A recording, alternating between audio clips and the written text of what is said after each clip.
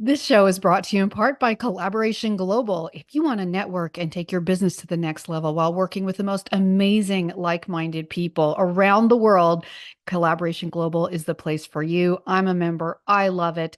If you would like to join one of their meetings and get introduced, scan the QR code now and I will see you there.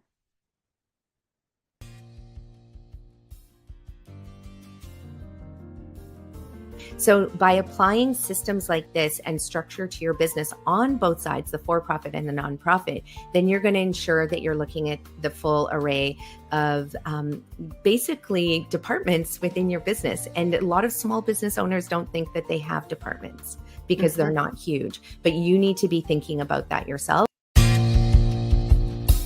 Welcome to Global Socialpreneurs, a one-of-a-kind talk show showcasing expert social entrepreneurs. Learn their stories and their secrets to creating a sustainable impact. Now, here is your host, social entrepreneur Anne Scotland.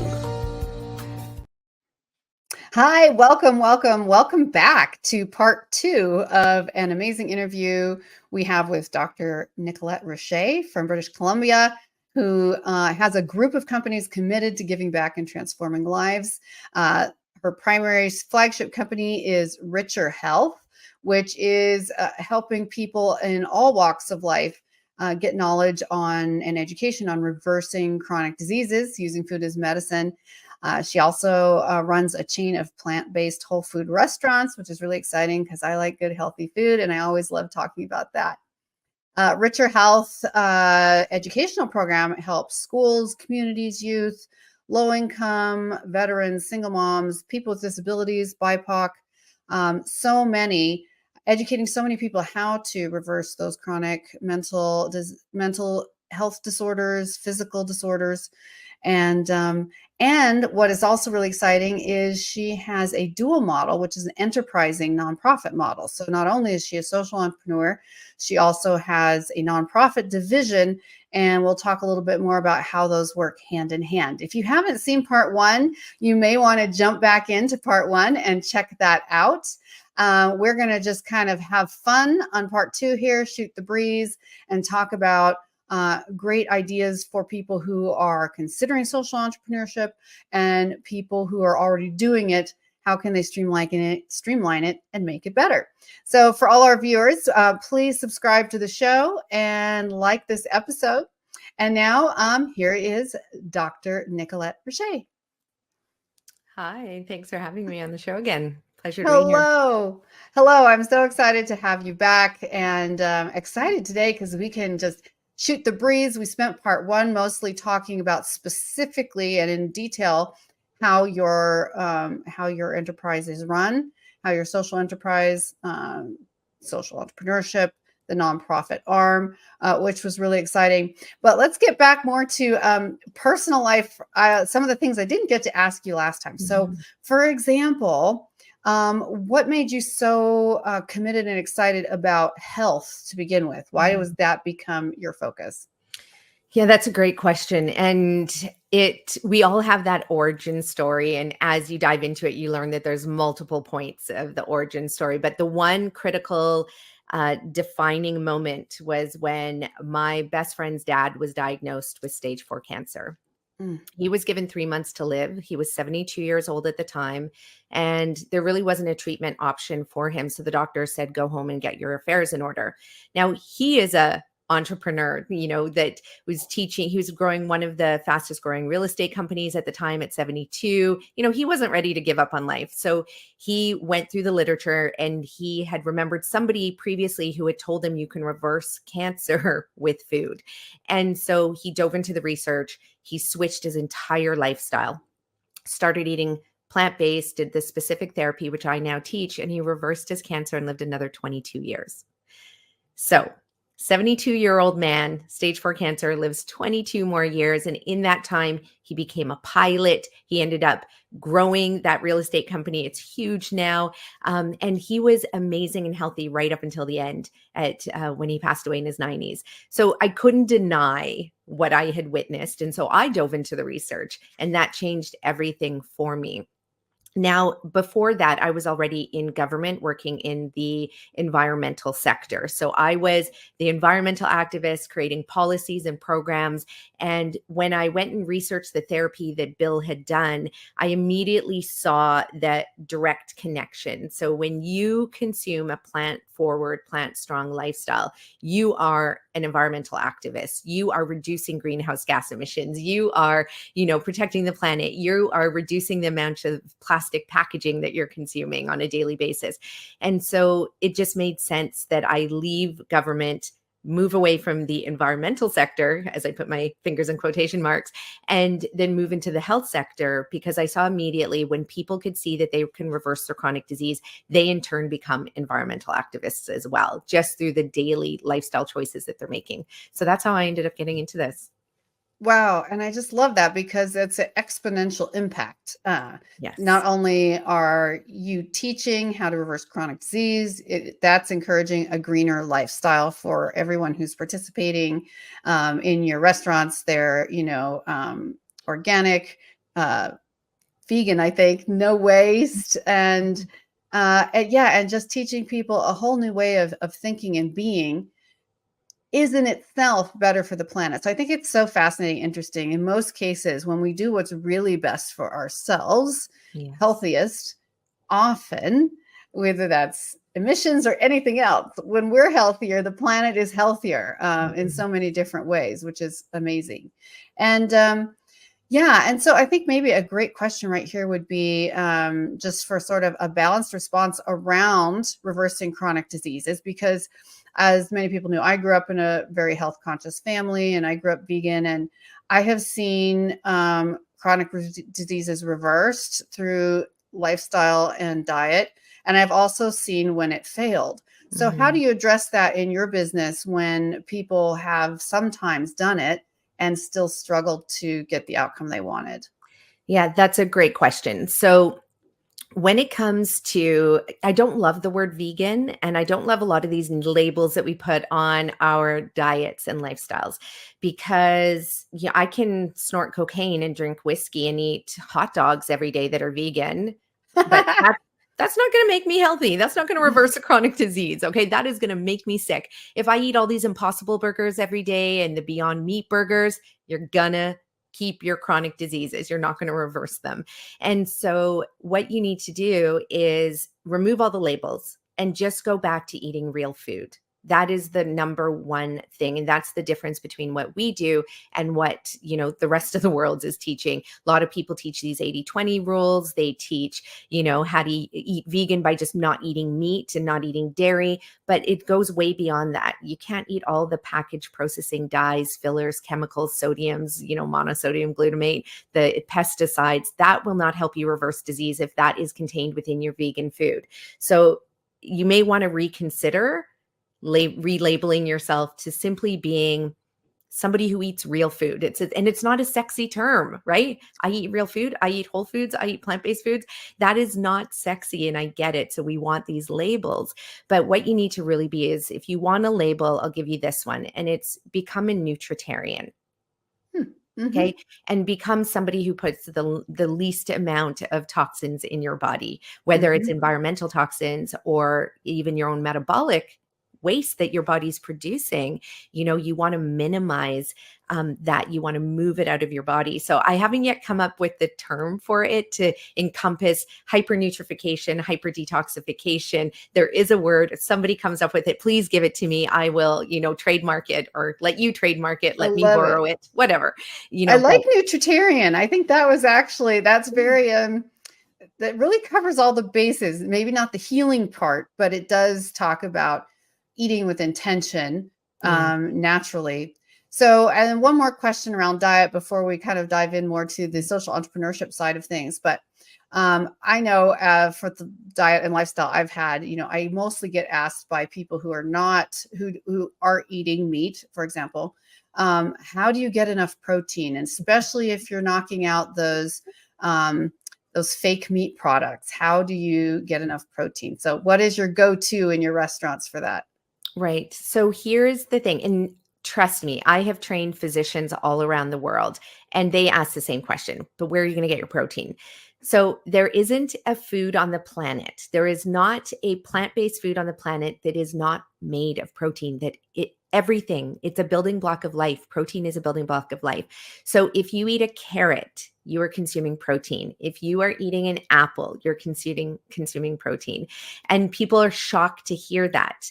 But in our food, if you eat, really it's about eating an abundance and diversity of food. So on your plate, have some beans, have some whole grains, have some fruit, have some vegetables. Your entire plate is protein. So everybody's worried about protein, but we are not in an epidemic of protein deficiency in our developed countries. Yes, if you are from a very poor country that can't grow their own food, yes, you might be protein deficient, but that's because you're just not getting food. You're not getting food. You might be eating maybe one meal a day or starving for 2-3 days. But if you're living in North America, in Europe, in Australia, you are eating food every single day. You are probably getting too much protein if you're adding all of this extra meat, dairy to your diet as well. So you do not need to be afraid of protein. In fact, too much protein is what's actually contributing to all of these chronic diseases. And so we balance out the protein without ever having to count a calorie, without ever having to measure how much protein, and you'll reverse your diseases quickly. Wow. Wow. So do you have like I mean, people are obsessed with reading labels because they're eating packaged food. But do you have a recommendation for people around protein? Is the protein, I mean, obviously it's different for different people, but compared to the FDA recommendations, how much protein is enough? Just what you're getting from your spinach and your beans and your... Yes. So, and it's a great question. And a lot of people will be shocked to hear that as an athlete, so I'm an endurance athlete, on my big training weeks, it's 16 hours a week of training, 5 hours a day of biking, running 10K to 21K at a time. And I'm telling you, I don't need that much more protein than an individual who just sits at their desk at their computer every single day. You'd be shocked to know it's maybe a banana, a couple more dates, teaspoon of a healthy nut butter on a slice of toast before I go to bed, and not the Wonder Bread that you buy at the store, but a true peasant bread that you make in your house. It's really easy. So, and that contains all the additional protein that I need. You don't need that much more protein and you will regenerate. So I get to run without injuries. I regenerate after a 9-hour training day. And you'll be shocked to know I don't need that much more protein. And my entire diet is plant-based without any of the protein shakes, without any of protein pills and protein powders. I don't take those and I still get enough protein. Wow, incredible. And then out of curiosity, because a lot of us have worked with homeopathic doctors or what some of us will call crossover doctors. And so we kind of we're too afraid to let go 100%. So do you and your clients, I'm sure you still do blood work and see how your health is measuring up, right? All of my clients have a diagnosed chronic disease when they come to me. So they have been sick for years, battling the medical system, getting their pills upgraded to more pills, different pills. Let's try these different concoctions, surgery. Nothing has worked. A lot of them come to me when the doctors are like, we don't know what else to do. Or, they're going blind. They're facing an amputation. They're suicidal by this point because they're just so distraught. They have no metabolic energy. Their brain fog is it's awful. They have anxiety. So for my clients, they have their diagnosis and we have years worth of blood work, years worth of lab results. And so we just make sure they have all the ones that we need, which is not much more than what your doctors are going to order. And then we just monitor. So they'll start the program and we do more blood work at 4 weeks, 6 weeks, depending on the chronic condition, it might be more often or, once every 3 months. And then what's beautiful is when you get the lab results back and the doctor's taking them off their medications and the doctor's saying, you don't need to come in anymore. I don't need to, let's do a checkup in a year or 2 years from now. That's the amazing thing about the work that we do. So it's all monitored. It's all diagnostic. It's all data driven. And it's beautiful because it's not just the data showing that they're healed, but the individual goes back to work. They go back to playing sports. They go back to serving their family and their community, which they weren't able to do because they were in so much pain and in so much agony because of their chronic disease. Wow. Incredible. And Thank you all to our viewers for indulging me in getting that answer. And I hope it was inspirational for you. There's always something we can change in our lifestyle and diet to make us healthier. And the big payoff, though, is when you make a change big enough and healthy enough to start feeling the difference in your energy, to start feeling the clarity in your thinking, to start, realizing that, oh, I don't have those aches and pains today that I usually have. So that's, I encourage you, if that's something that gets you excited, to check out more in Nicolette's program. So on to more about social entrepreneurship, which is just so fun and exciting. And I get so excited about all the things that you are doing. So first of all, what do you think, and this is a good general question, but what do you think is the greatest advantage to the change that social entrepreneurship in particular can make in the world over the next 10 or 20 years? And why? Like, why is social entrepreneurship so much better than just charities, than just regular entrepreneurships or for-profit enterprises that are not, making an impact? What is the difference? And because since I get excited about it, and I know you do, I'd love to hear what you have to say on that.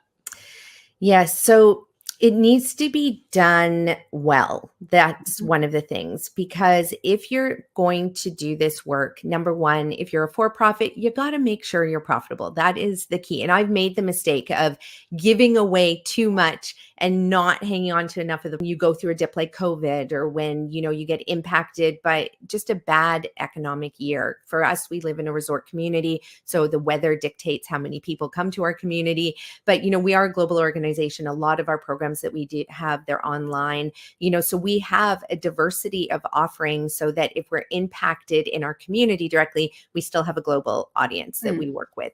So then it helps to make sure that we're sustainable. And, most businesses don't survive the first year, let alone the first 5 years. And, we are 18 years into, one of our businesses, 10 years into the other one, 7 years into the next. And so by having the diversity of offerings, so it's important to have multiple revenue streams. Not too many that you're not doing any one of those well. I've also made that mistake before. But, you want to make sure that your business is solid on both sides, because a lot of people think that they can just start a charity and that people will give them money and you're going to have money flowing in for the rest of your life. That's not how that works. And so you also need to make sure that the charity, even if it's a nonprofit, and this is the number one mistake people make, is they think they don't need to run it like a real business. But a charity is a real business. You need your cash flow documents. You need your business plan. You need your forecasting, Excel spreadsheets. You need to know when you're going to be hitting the red and what you're going to do about it, and hustle your butt so that you get out there and make sure that you're not going to, tank your company. It's just like a for-profit. So this is the one mistake I see a lot of people make when they're making the decision whether they should be a for-profit, a sole proprietor, or a nonprofit. You're still a business. So think with the business mindset. First and foremost is the most important. Yes. And just even having a strategic business plan. Yes. I encourage people I work with, to have, it can be a board of directors, or it can just be volunteers who are strategically chosen because they have different strengths and experiences that balance it out. One person alone is rarely outrageously successful.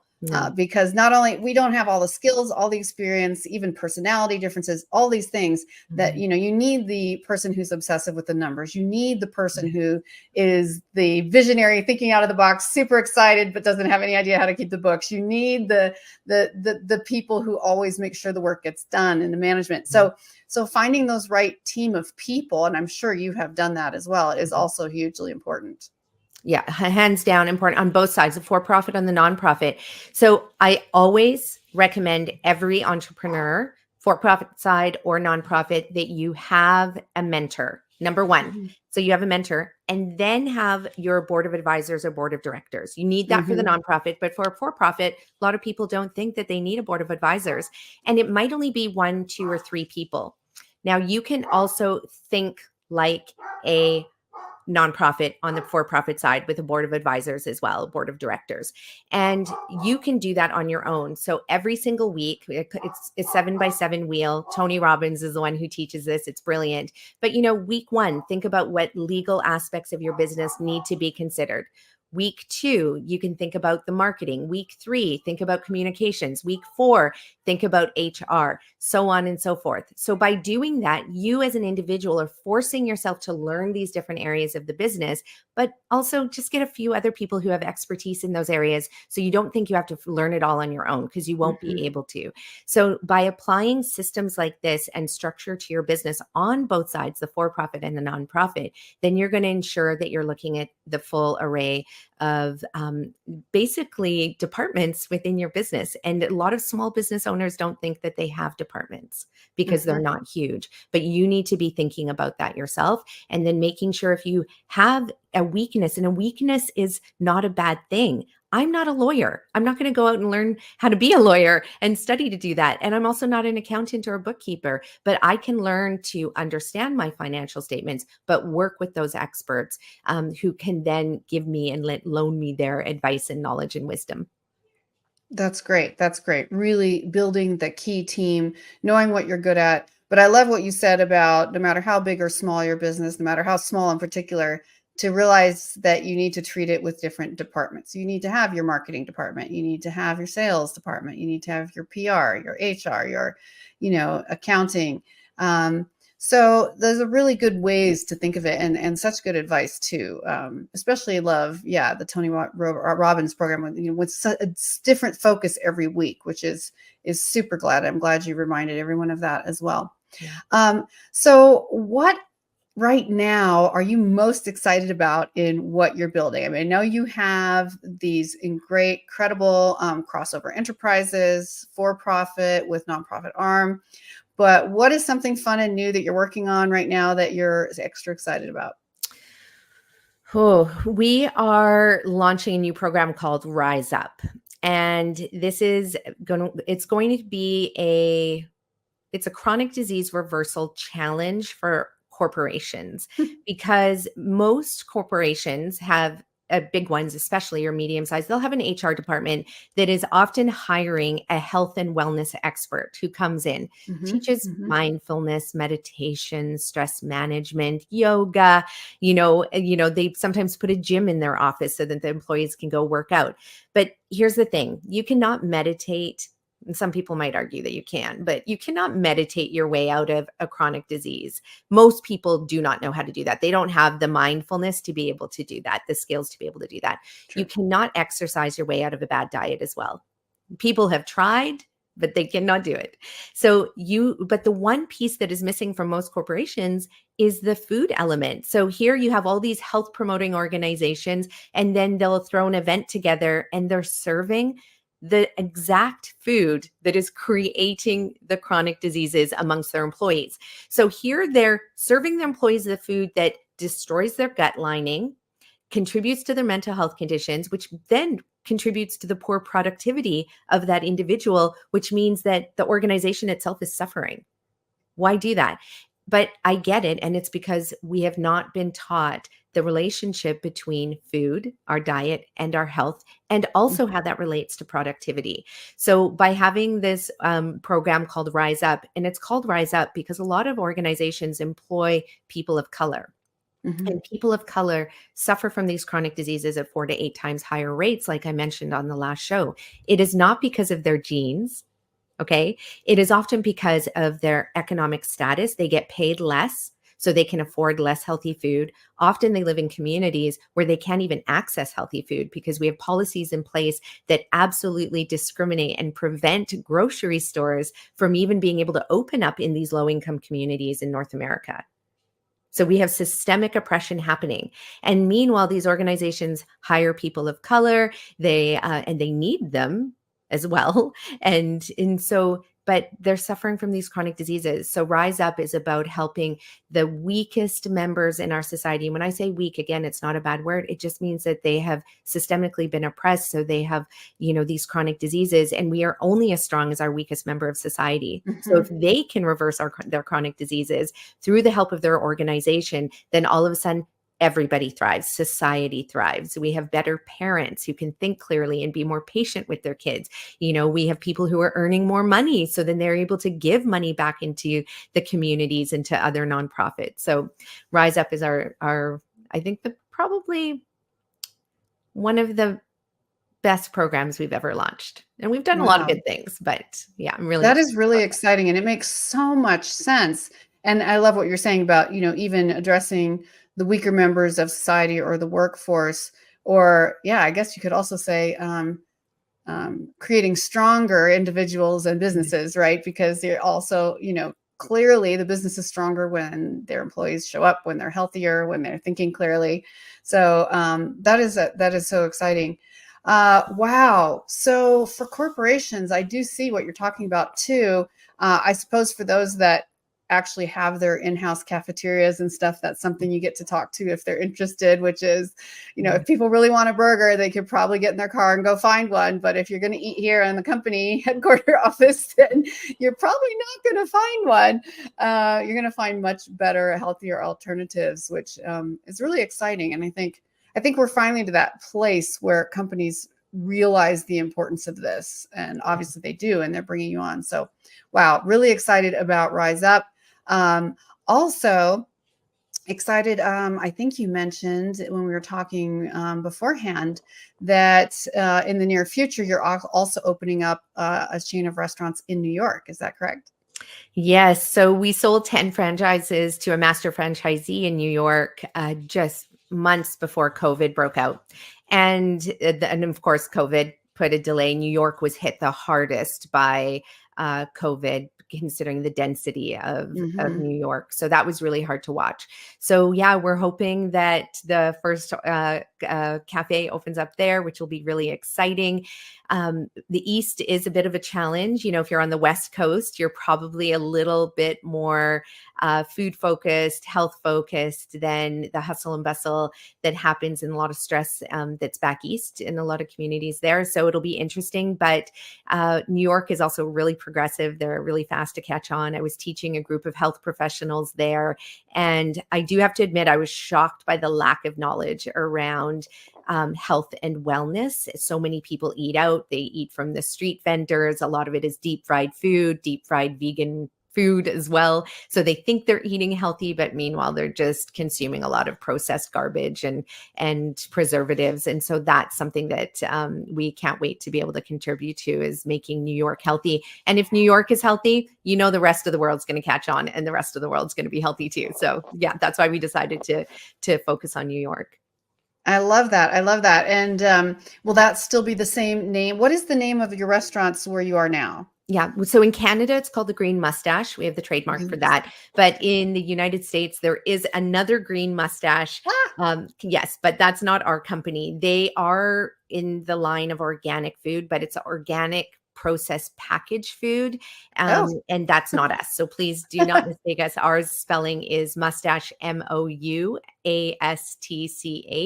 So it's the French spelling. And I'm sure there's going to be links here. So yeah. So it'll be called, right now the trademark is Richer Health Cafes, but we're not sure if we're going to be using that name or not. We'll let you know. Wow.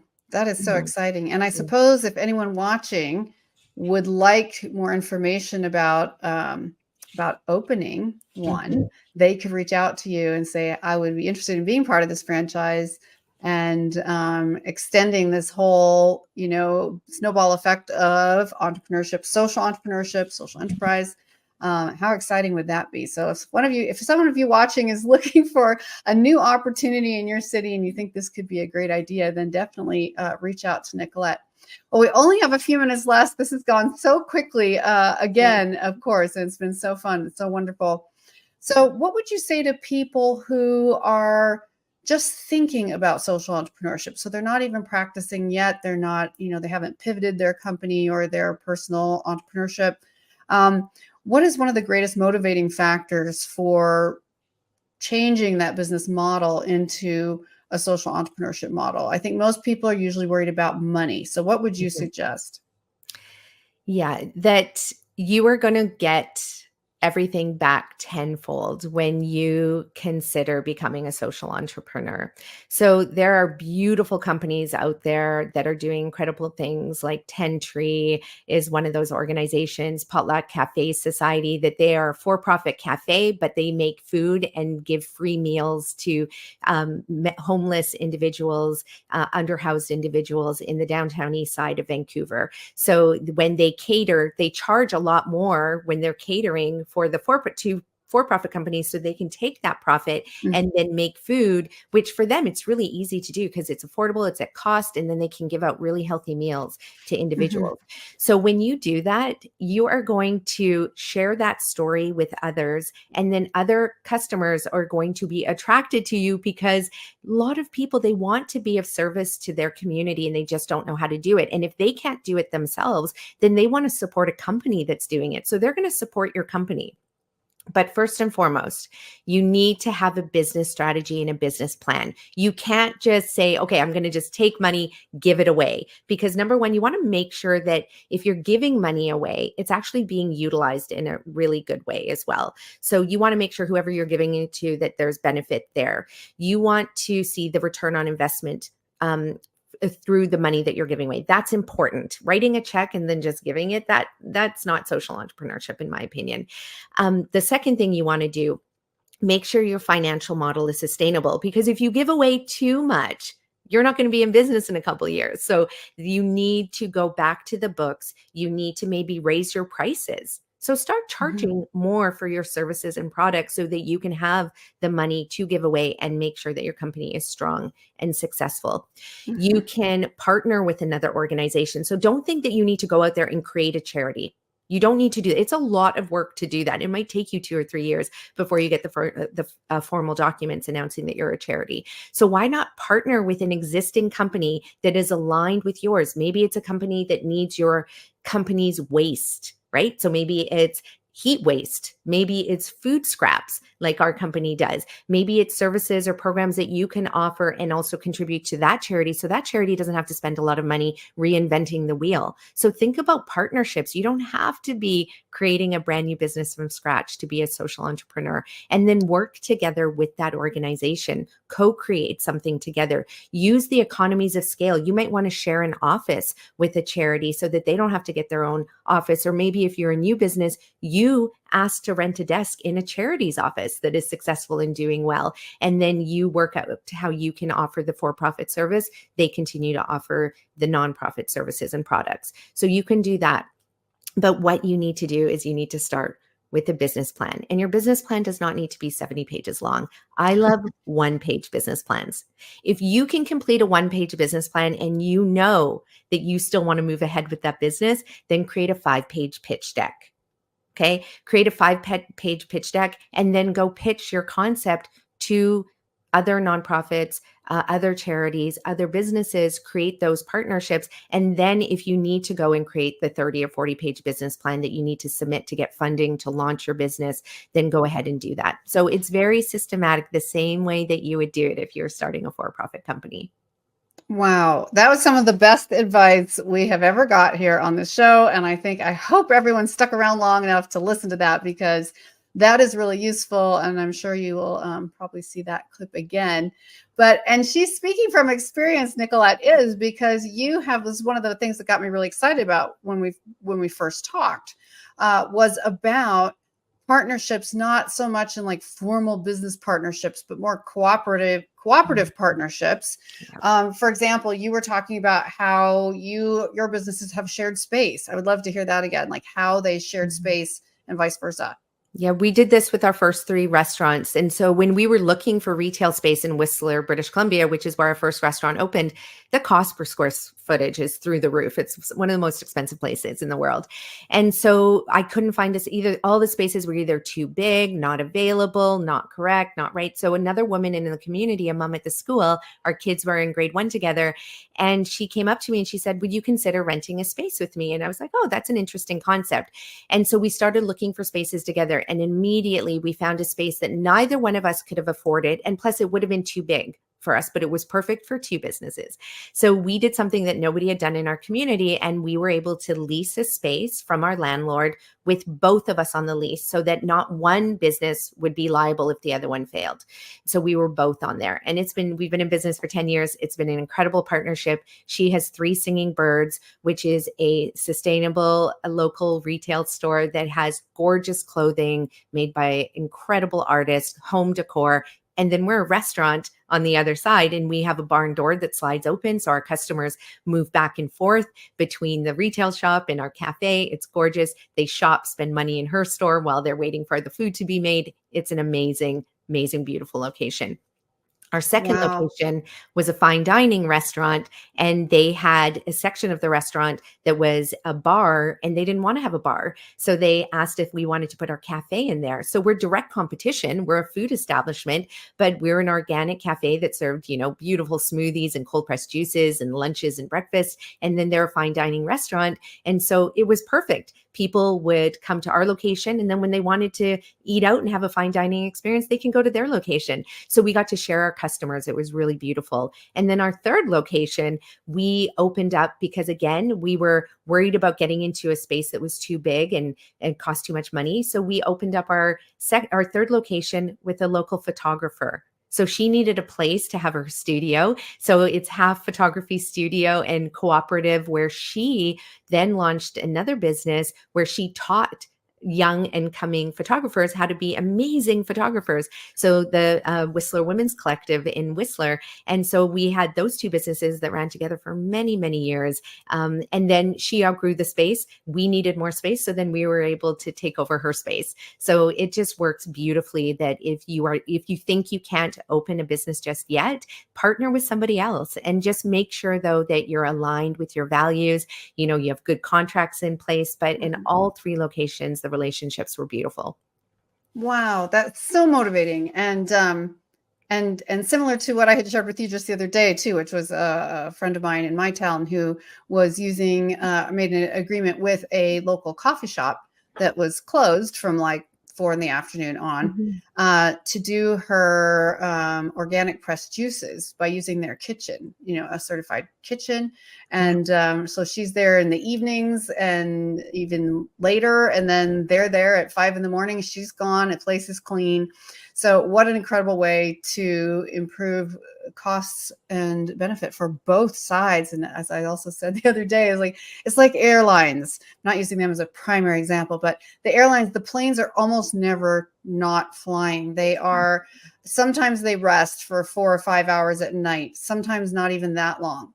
So they're constantly in motion. They're kept in great condition, but it's constantly using what we have as our tools, whether that's space to rent, whether that's equipment. So thinking outside the box and how you as a social entrepreneur can or do find ways to share and pull these resources is incredible, and really one of the very best ideas for especially getting started, as Nicolette said. And I love that when your photography partner finally had to move out and need a bigger studio, you needed a bigger restaurant, and so you just took over the lease. So I think that's just absolutely amazing. It's perfect. It's the way it should be. Yeah. Wow. Well, thank you, Nicolette, for being here. We so appreciate your time, your passion, and the incredibly helpful advice you've given to everyone. And we just wish you the best of luck with all that you're doing. And I hope that a lot of our viewers will reach out to you and find out more about your Richer Health program and other things that they could get involved with you. So thank you so much for being here. Yeah. Thank you for having me on the show and letting me share these stories. Yeah. Thanks. Please I welcome everybody to reach out.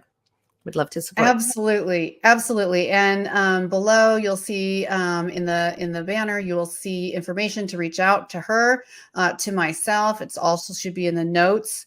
If you would love to continue offering the world this incredible information, we are looking for sponsors. So if you know a sponsor who would be interested in helping keep this show on the air, let us know. We would be incredibly grateful and excited to partner with some new sponsors.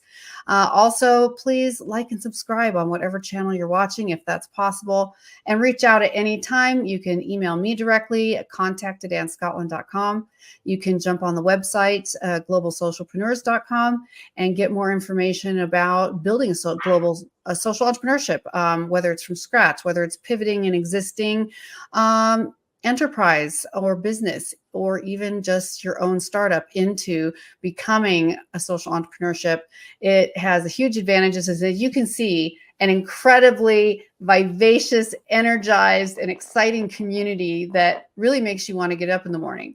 Not only because your business is making you money and others money and creating impact in the world, but because you get to work with more incredible people like Nicolette along the way. So thank you so much, all of you. Please reach out. We'd love to hear from you. And if you have any ideas for another magnificent social entrepreneur who would be great to have on the show, please do. As always, be kind to those you meet today and be kind to yourself. Thanks so much. Bye-bye.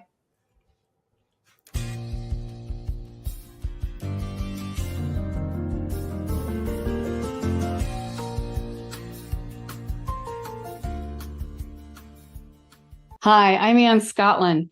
Are you one of those people who always wants to aim higher? Would you like to increase your profits and your personal fulfillment at the same time? And wouldn't you love to make a greater impact in your business and your life? If your answer is yes to any of those, find out more and send me a message at anscottlin.com/special. I would love to work with you.